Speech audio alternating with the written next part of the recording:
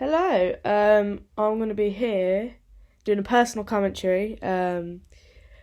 Just a quick little video, really, just to say how I think everything went. How the overall process went with B4.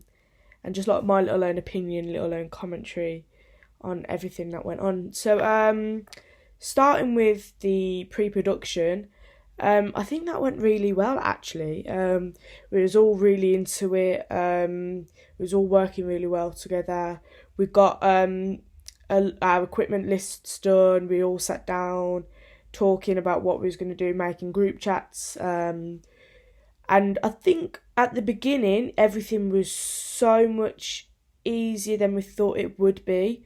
Going obviously now to at the end of the project, we're like, wow, that wasn't as easy as we thought it was gonna be. But I think now we all sat down and we were like, wow, this is rewarding though. Like we were so happy with how like everything went, and how like it was nice to get something out of it and actually get to the end, without having as many like mishaps as we thought we were gonna have. But we still thought it was going to be way easier than we originally planned it to be, like thought it was going to be, and all that. But yeah, I'm just going to talk to you really about how all the things really of what went on. So um we're going to talk about obviously pre-production first. So we obviously took Nirvana, um a lot of bands like Nirvana, Two Door Cinema Club, Queen, Prodigy, AC/DC, Rolling Stones, all them. There's loads of them.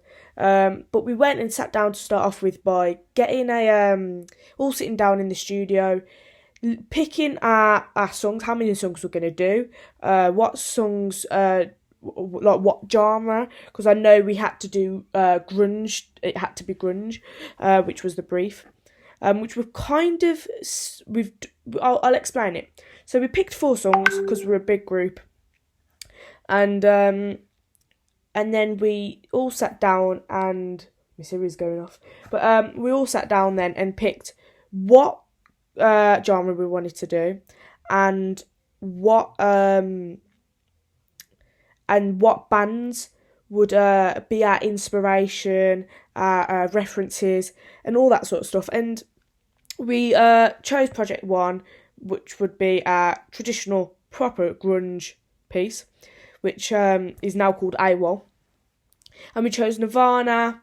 Bear with me, I'm just keep going back to my website to check. Nirvana, Radiohead, Soundgarden, Blur, and Audioslave for this piece. And I think now looking back, we have really hit the nail on the head when it went traditional grunge, proper grunge. So that is, it's a good thing that we've managed to keep going back to those references and go, well, we have took inspiration and took their, like, that, what you know what I'm on about, but we took what they've done and put it in ours. So yeah, it's been pretty. We've pretty like stuck to what we was originally going to do, which I think has helped as well. Going on to Project 2, we went more an alternative grunge rock kind of thing. So we wanted to be like not full on traditional grunge again, but we wanted to just defer away a bit from that traditional grunge and go off a bit. So for these for the inspiration and the references for this song, we chose Foo Fighters, AC/DC, Queen, and Rolling Stones. Again, we all sat down in this session, picked at those references, and all agreed on it together, and listened to loads of their songs, loads of just a lot of like all their maybe new albums that are more towards that style that we was doing, or maybe it was old albums. Obviously, well, it says it on the websites, but we obviously all sat down then again as well and just spoke a lot about why we chose Nirvana, or maybe why did we chose AC/DC. So it this then helped us a lot when we're going on to our next part of the project. But once again, we all sat down and watched videos together, and all then like jotted notes down on the whiteboard, and next to the band name to see how we could incorporate that band's style into ours. For project 3, we did a drum and bass, which this is more MIDI, if that makes sense. We didn't do any live recording except for the guitars and vocals, but all the drums and maybe bass, it was all done by Logic processed. So so we, because of this, we wanted to do another song, because obviously not everyone's you know what I mean, it's not a lot of hands-on engineering. So yeah, we went on and did another song. But for the drum and bass, we chose stuff of examples like Chasing Status, Prodigy and Pendulum. So again, we all sat down in that same session, listening to loads of their tracks, and again writing down notes. How could we incorporate Chasing Status? They use like so many insane processed drums for some of their songs, and we thought, how can we use that into ours? Are we going to use processed, or are we going to use live drums, or things such as who is it? Prodigy. Do they have a live drummer as well? So could we incorporate that? And is half of their drums live, half not? So that's what the sort of stuff that we was talking about. And then finally, for our 4th project, which was a more alternative again style of grunge. It weren't traditional grunge. It was more going off grunge, but you still have elements of grunge in it. And we went with Two Door Cinema Club and Nirvana again. These are again very good references for our brief and what we was writing for. I think a lot of our songs, people go. I sent it, actually. Well, I'll tell you. So I went in my group. I sent it to my family group chat the other day on WhatsApp. I'm just getting it up now, and I sent one of our songs, the nearly mastered demo of Noseblind, which is Project 4. I sent it over, and I had comments of, I'm getting Two Door Cinema Club vibes, and I was like saying, whoa, that is. You've just literally hit the nail on the head there. With that, there are references. So I'll just show you here. So yeah, and that was quite from about 3 or 4 family members. So yeah, I think if they can hear that and they haven't heard like our songs before, and they're saying that straight away, I think it kind of shows to us that we haven't hit the nail on the head. That's the kind of thing that we was going for, and we've kind of incorporated that in our own. So I think if we're getting that from other people as well, other family members of other families, like Jamie's family, Josh's family, I think it's a good thing for us. So going down, we had Zoom calls of me and Josh started by having a Zoom call, and we just spoke about our plan, really. We just made a plan of what was going to happen for the next few sessions, really, because we didn't want to just go in blind and go, well, this session we're going to do this, and no one's prepared.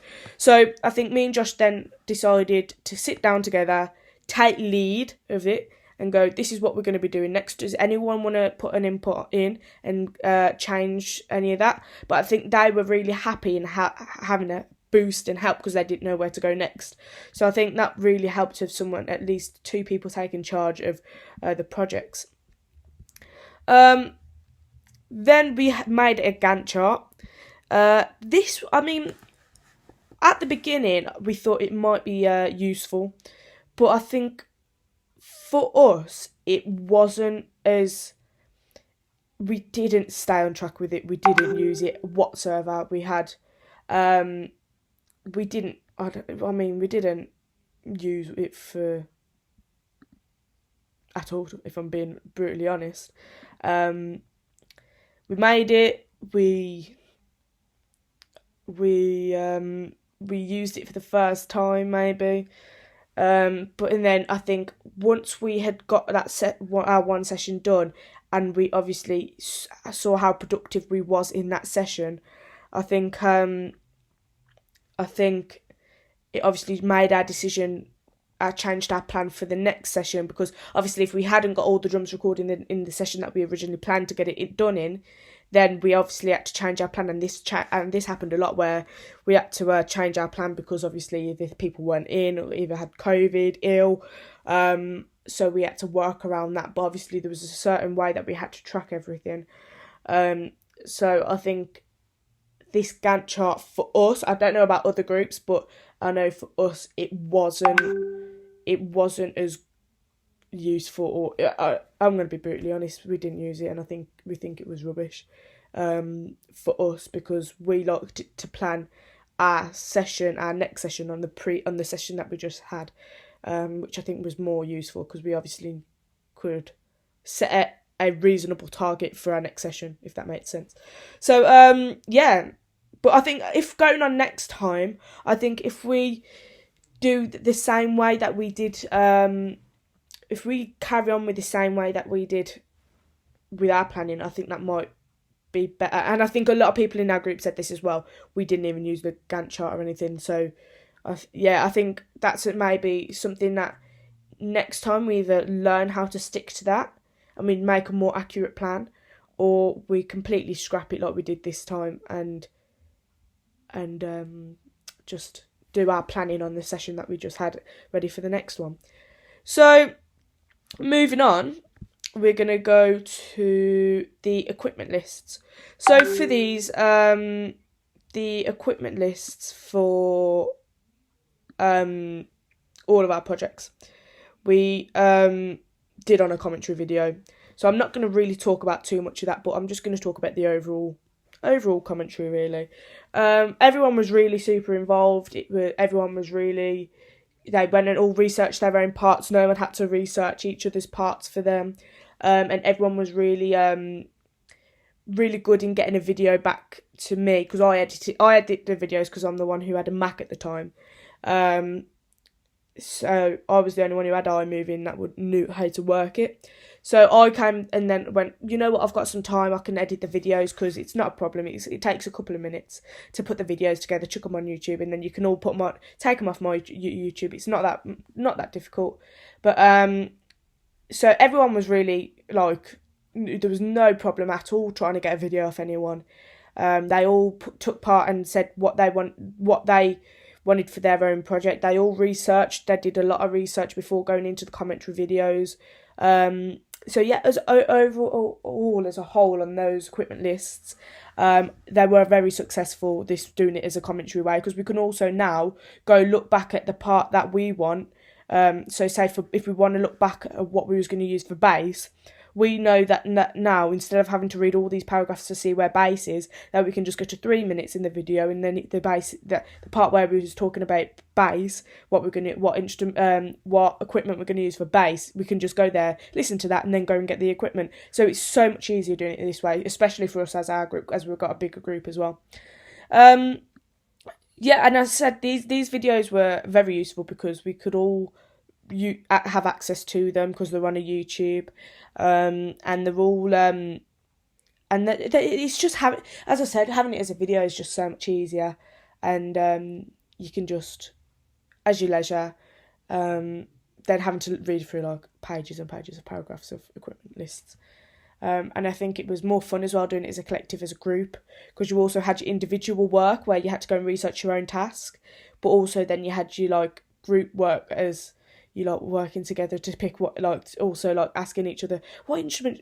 I'm gonna pick the SM57 to record bass, and then obviously I've researched that Nirvana used this way and put it in front of an amp. But do you think we should do that, or do you think we should do it differently? So we all came together and collectively talked a lot about that, really.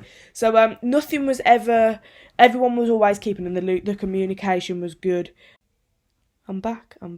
So I think, yeah, as I said, like with the the equipment list, this was a good way, and we really it was quick. It took about half hour to an hour of our time, not even that for some, because they had such a small, like, say for like vocals, they had to pick what mic they were going to use and maybe say what room they were going to be in. Whereas to me with drums, I had to say what mic I wanted for each part of the drum kit, and how I wanted to mic the drum kit up. So, but yeah, it was definitely an easier way.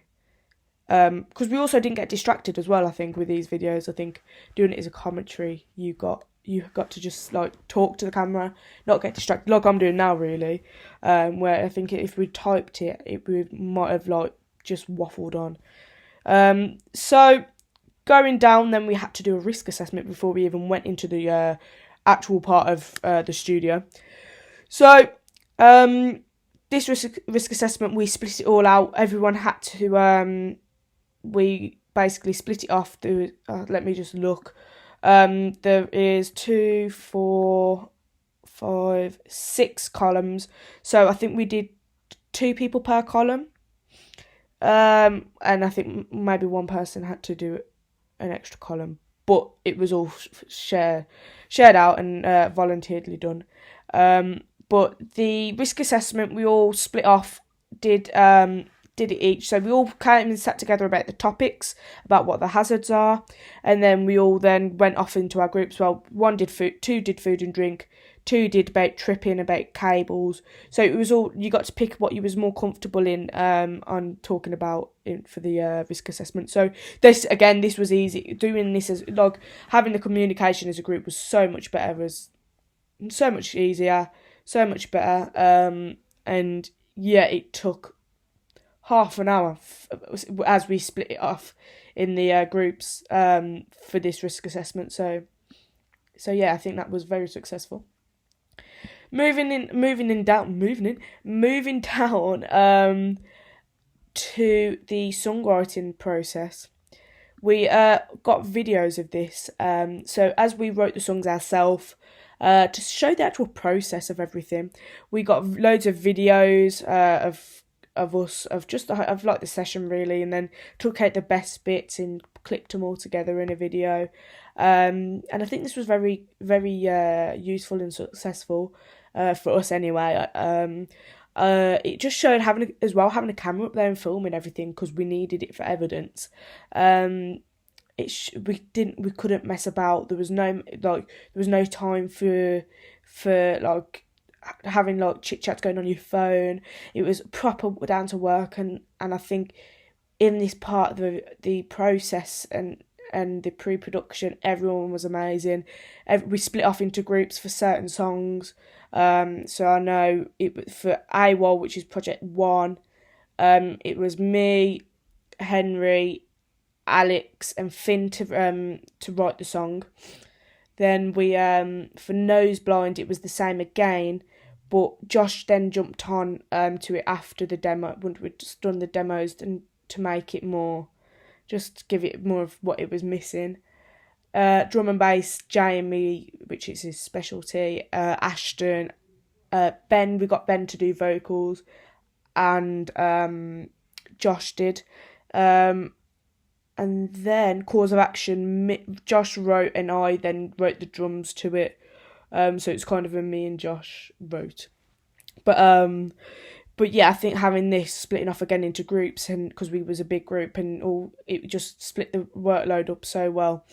So yeah, I think it was this was definitely good. And it was very productive. I think we got the songs written in like 3-4 weeks, all of them.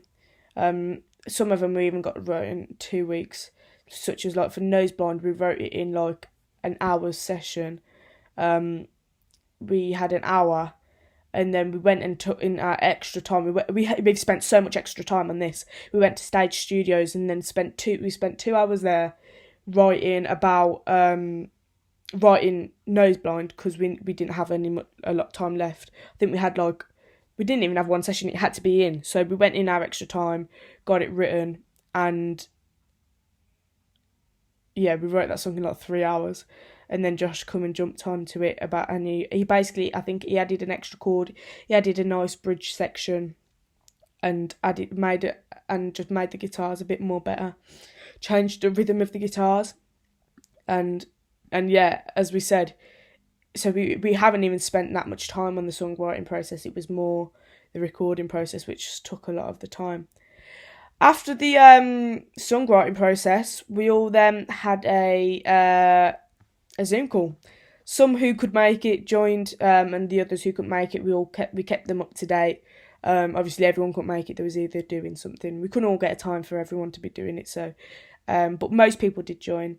And this video was just us talking about us talking all about how everything had gone so far, any changes we wanted to make, what's our next sessions going to be like, our plan for the next sessions, and all that sort of stuff. So it weren't a big Zoom call, but it was more of like, how is everyone feeling about this? Any doubts of what's going on?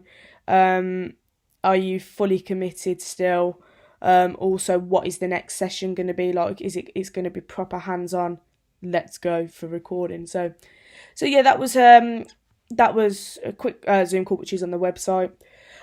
Also, then we have the demos. The demos was quick and easy. The way we recorded these was we just stuck the Bluebird mic up in the room, and we just played live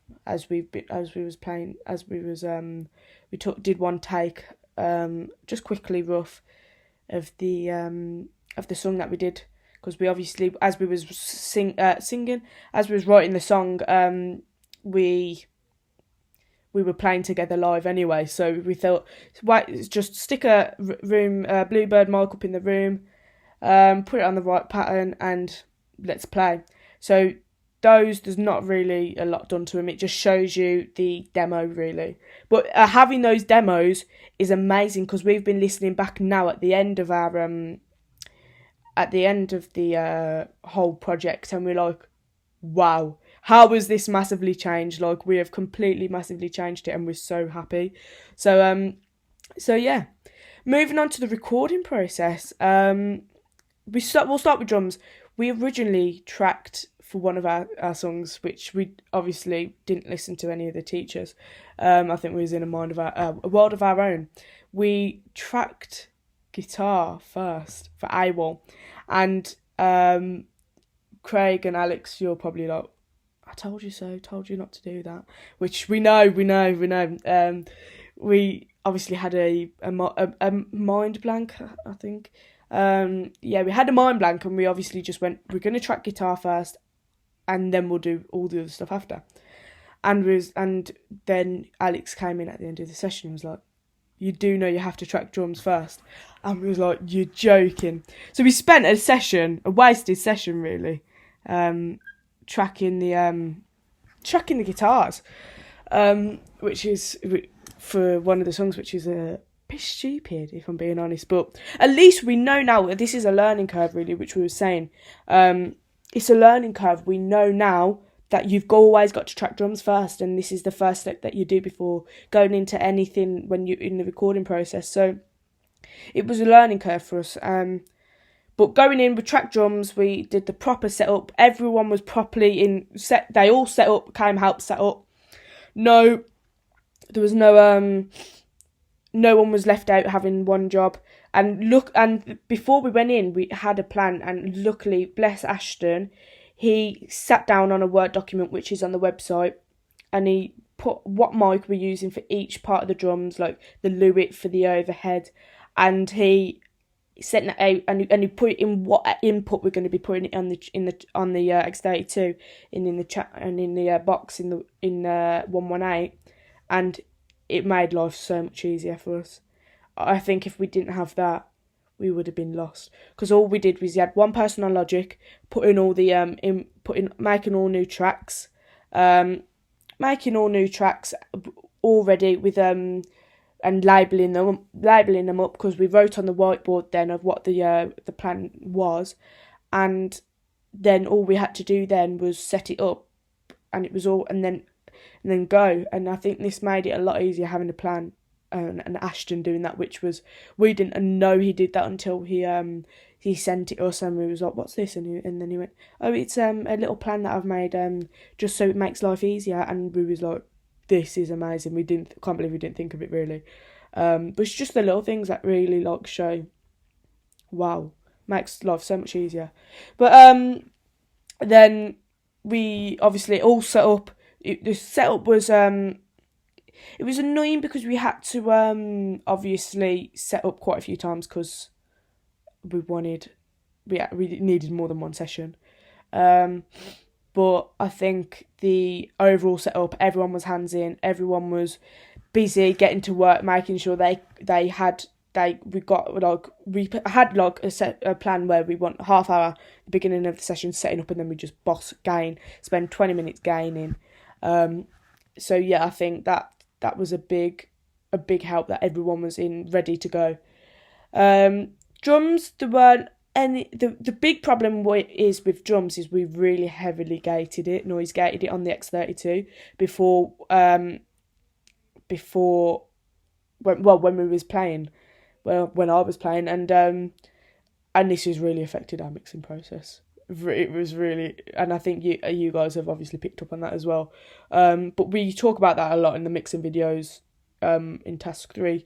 But it's really affected it. But I think going into next session now, knowing that now we know what not to do and what to do, and we've got more experience, we know how to properly gain stuff. I think our knowledge now from 3 months ago is massively changed, and like is way better than it was. So I think we said we wouldn't even noise gate it at all on the X32.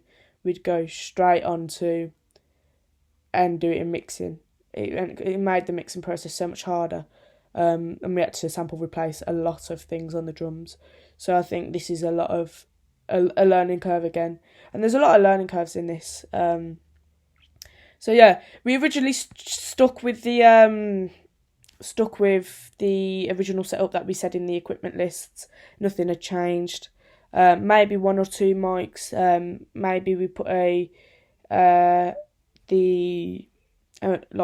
did a snare bottom as well instead of snare top. That's my doorbell going off. And maybe we changed one or two mics for the overheads, but it was slight little things that we did. There weren't any drastic changes. But also when we came to recording the drums, which was really interesting, was the positioning of the mics. So for that hi-hat, we say this is your hi-hat, and this is I'm sitting on the drum here. We put the hi-hat Lewitt mic angled at an angle that way, facing towards me, instead of being straight like that or that way. We put it at that angle, and it was really interesting learning about that, all that sort of stuff, which I think again now going into more projects we can go, well, let's not record like that, let's angle the hi-hat mic, let's angle this mic, and it just creates and see, if we never went into that knowing about if you angle the hi-hat mic it gives you a better sound or whatnot. So I think now going into other sessions, it's just we've learnt a lot of this in this project, and it's really helped a lot for our next projects, really. So going on, I think it's guitar. We're going to go to guitar next. So I have written up next to the videos, but I'm just going to go briefly over it. Again, we've got all videos to show document of our process of each instrument. The Kemper played a significant part in this. We hadn't had a lot of knowledge as well with Kemper, so I think getting to grips with new equipment was a lot, because obviously we have guitarists in our group, but they still didn't have common knowledge of the Kemper. So I think learning to know what preset we wanted to use, picking the right preset, but also knowing the basics of the Kemper was it took a lot of time on our hands So I think this was something that we could maybe do for in the future. Learn, which we do now and know, is learn more about your equipment before you actually pick and use it. But I think now we know it's made life so much easier for us. Also, I'm just going to have a quick read.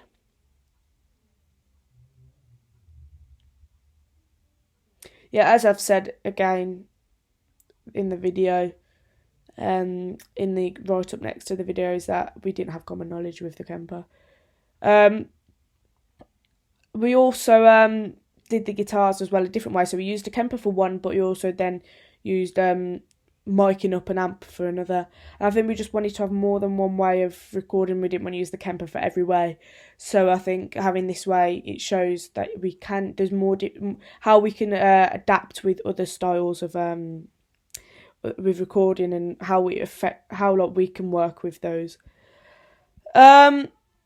Halfway point again, then we had another debrief, and everyone hopped on a Zoom call again, and I think we all said then how everything was going, what would our changes be if we could go back and do our process again, and we all agreed was saying a lot of knowledge with our equipment, which I think it plays a big part, because if you don't know your equipment going into a recording session, and your recording session's on Monday, and say that you don't know the equipment on like the Sunday night, you have to learn, and you will, if not, you will look like an idiot going into that session, going, well, and you're this engineer and going, we're recording like this, but you don't know the equipment. I think it's very difficult if that's the case. So I think now, saying to us, it's a lesson, know your bloody equipment and know how to use it before you say that you're actually going to use it.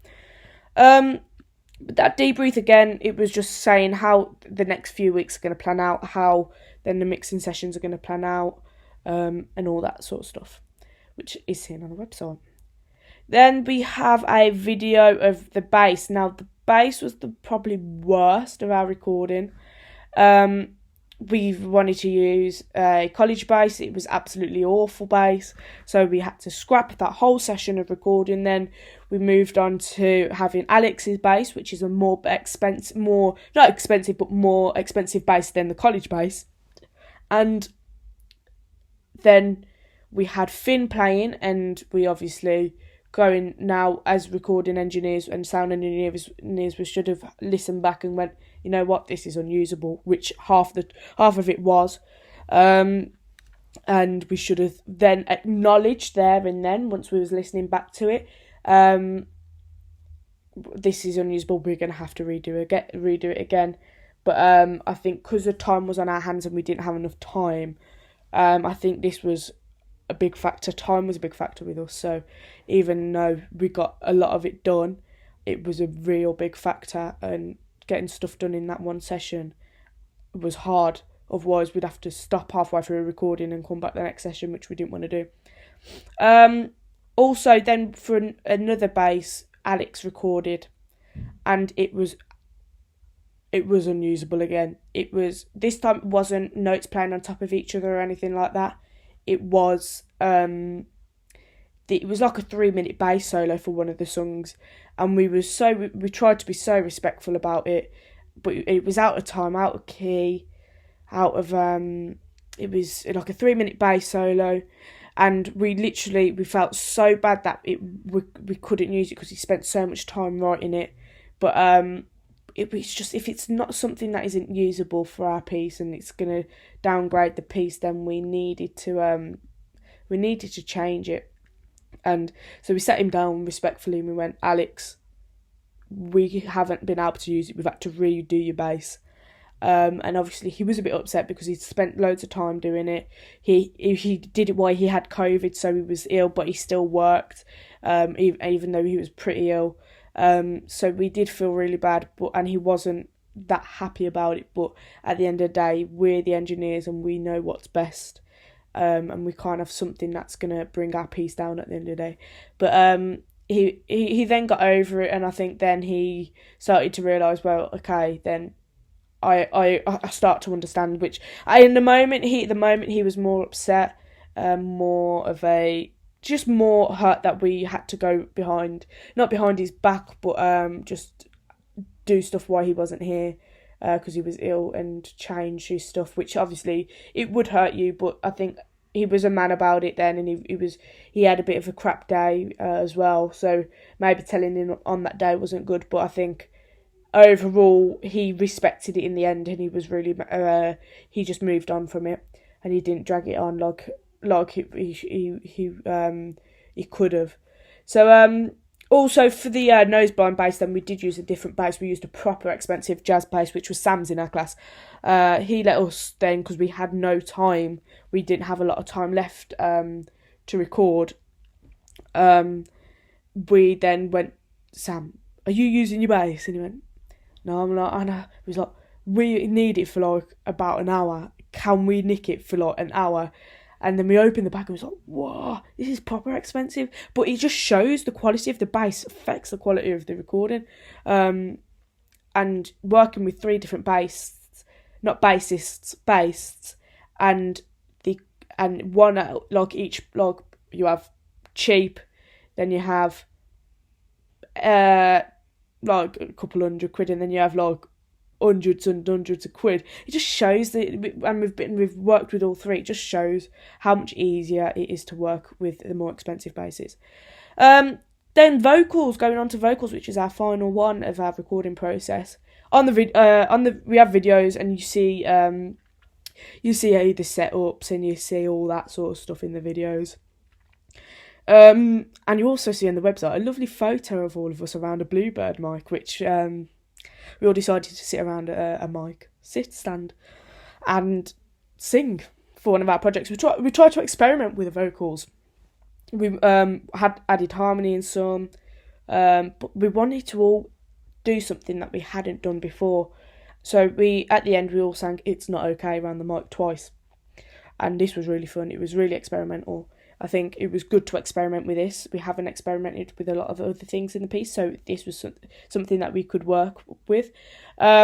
Vocals as well. He just come back from COVID, which was obviously a downer because his voice is affected.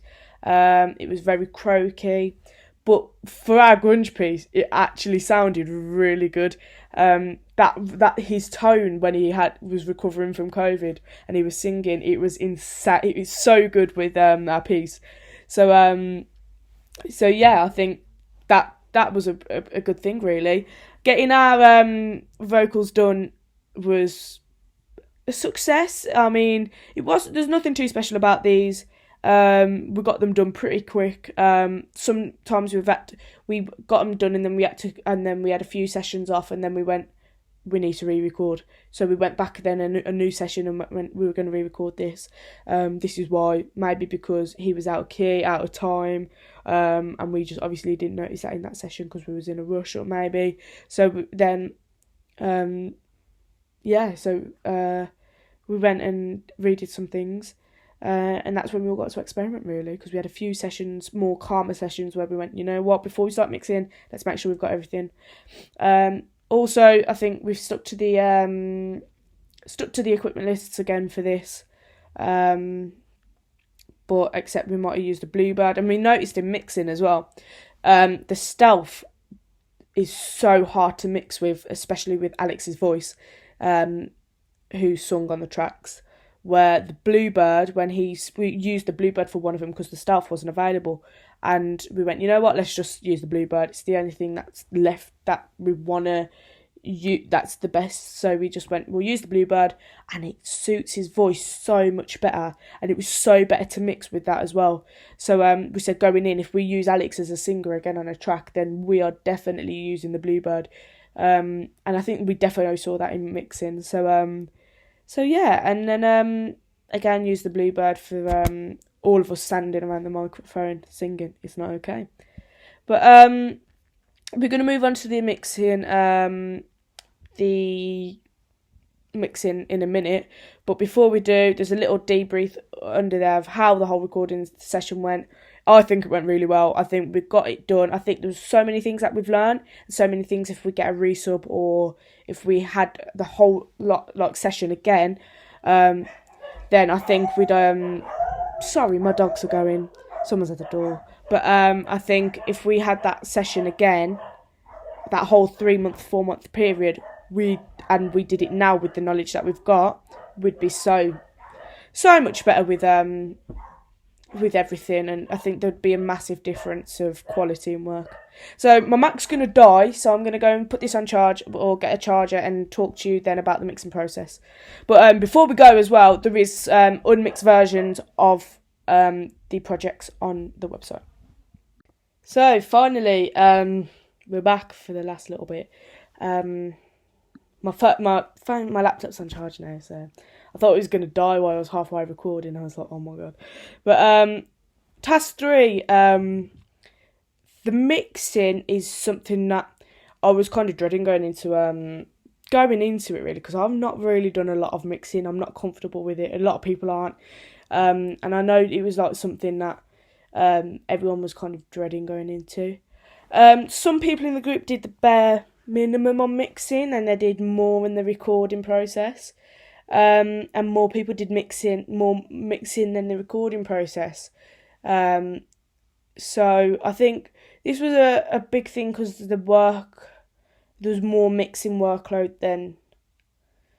I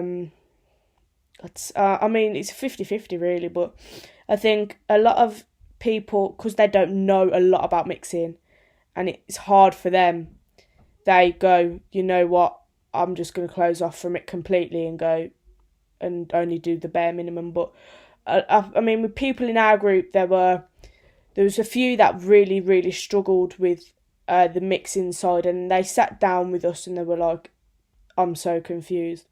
There was some people who knew basics or maybe knew more than the basics, so they knew a little bit more than others. So I think with our group, there's a range of mixing. I'm not very good at mixing myself. I have like basic knowledge of it, because like with me with mixing, and I think this is the same for quite a few of them in our group. It goes in one ear out the other ear because there's such a lot to take in.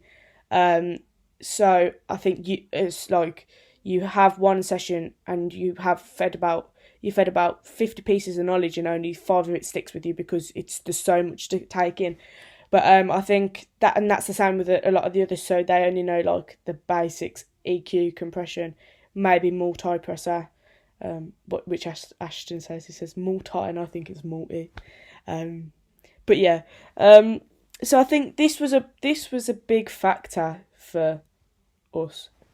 But we have people such as Jamie, Josh, Ashton, who are really good at like mixing, especially a certain instrument.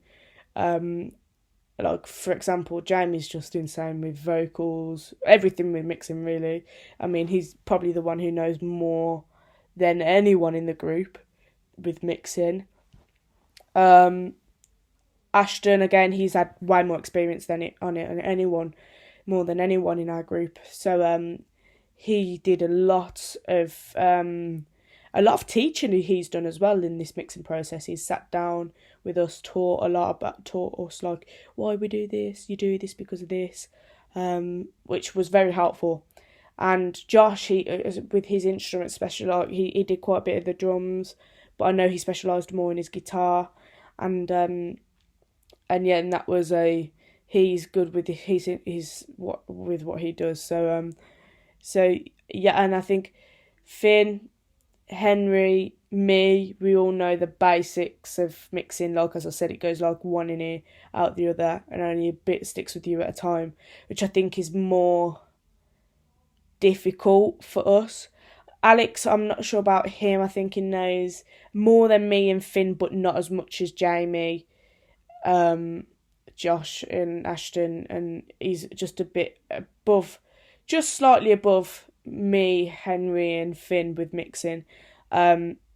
So yeah, I mean, so we've got a variety of the group know what they're doing with mixing, and some know the basics, and in fact, at the beginning maybe a very tiny little bit, or nothing at all, because I knew nothing at all when we started mixing, and having these mixing sessions and having just spending the whole day on it maybe, It's really made an impact on my knowledge. Like, I'd say I've learned about 25 things today, doing it before going in today, doing the commentary videos.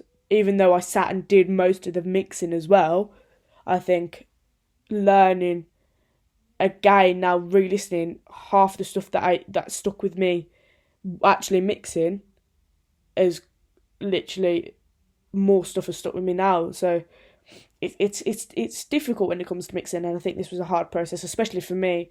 It felt long. It did really feel long because it's something that I don't specialise in as much as the others in the group.